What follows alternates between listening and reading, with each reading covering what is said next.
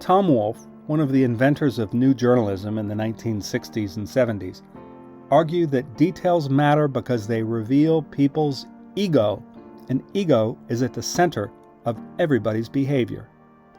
The way people present themselves, the way they claim status, reveals their self-image, what they want to be, what they want other people to view them like, and what they want to become.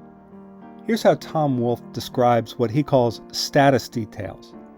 He says it's the recording of everyday gestures, habits, manners, customs, styles of furniture, clothing, decoration, styles of traveling, eating, keeping house, modes of behavior toward children, servants, superiors, inferiors, peers, plus the various looks, glances, poses, styles of walking, and other symbolic details that might exist within a scene. Status symbols tell the world, this is who I am, and this is how I want you to perceive me. Status symbols operate at every level of the community. When you show status, you show people's ego, which is their driver. You show their insecurities, which both drive them and break their actions. You show how they want others to see them, and you see the identity that they're trying to live up to. Paul Fussell, with acerbic wit, describes how people at different rungs of the social ladder express their status and ego in his book called Class, A Guide Through the American Status System. He notes that the more violent the body contact of the sport, the lower your class. He also notices Americans' strange tendency to plaster college stickers on the backs of their car. And he notices that middle classes tend to use euphemism because it helps assist their social yearnings toward pomposity, or at least that's the way he puts it. Status and ego are all about fitting in. They're all about connecting people, bringing people together. They're all about helping people have a sense that they belong someplace and that they can have a piece of the action. It's about working together, striving together, trying to build something new together. So that's half of what status is all about, fitting in. But status is also about standing out, being different.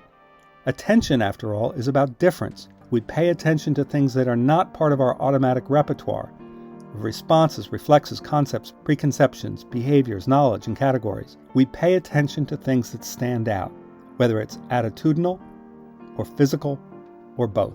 Now it's your turn. Write down the people you encounter in your life, from intimates to strangers. Make a list of at least 10 people.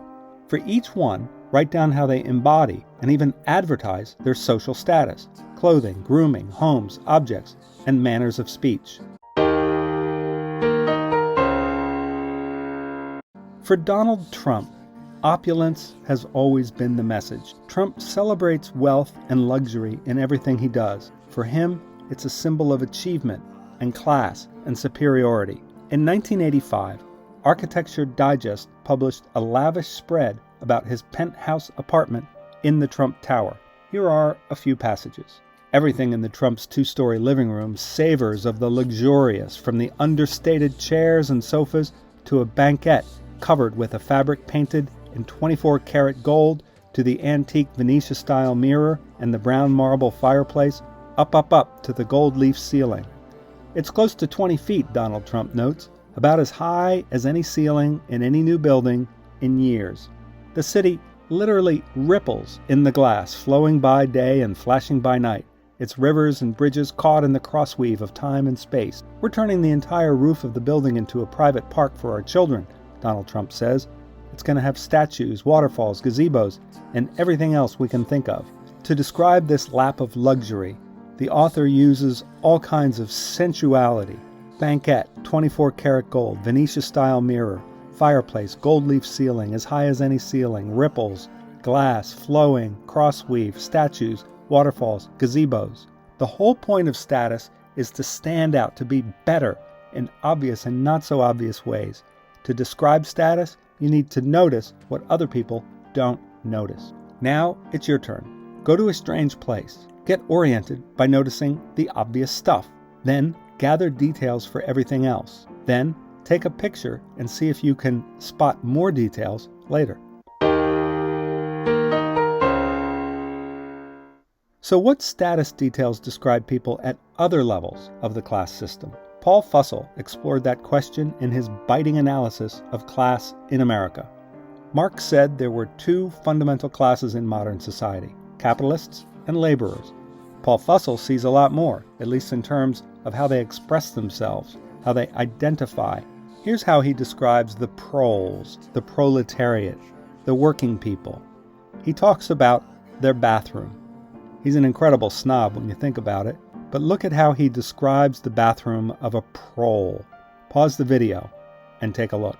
Whatever their status, people identify themselves by the way they dress, by what they buy, and by how they talk.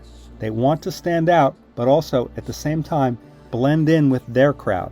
Find those status details, and you will be well on your way to describing your subjects. Now it's your turn. Next time you go out for work, shopping, school, church, sporting events, whatever, take note of how people dress to display their class. Imagine how they present themselves differently for different audiences. What aspects of their presentation of self is consistent across realms, and what changes depending on where they are.